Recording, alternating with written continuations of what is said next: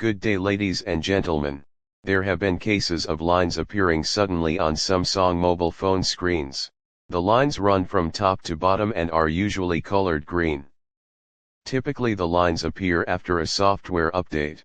Some users reported that Samsung would assist them with free or inexpensive repairs, but many others mentioned that they were quoted repair costs of hundreds of dollars. So why do lines appear on some Samsung phones after software update? Professor Ma is of the view that the issue is caused by weakened ScreenFlex connection cables.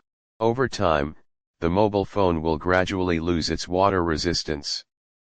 When that happens, moisture from the air will seep in and cause oxidation of the ScreenFlex connection cables and weaken them. The reason why many people report that the lines appear after software update is that usually users rarely restart their phones. After updating the software, the phone has to restart, and during rebooting the current surges before coming back down.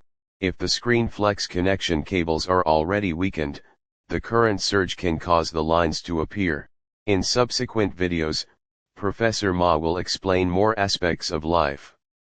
In the meantime, please help by liking and by subscribing. Thank you.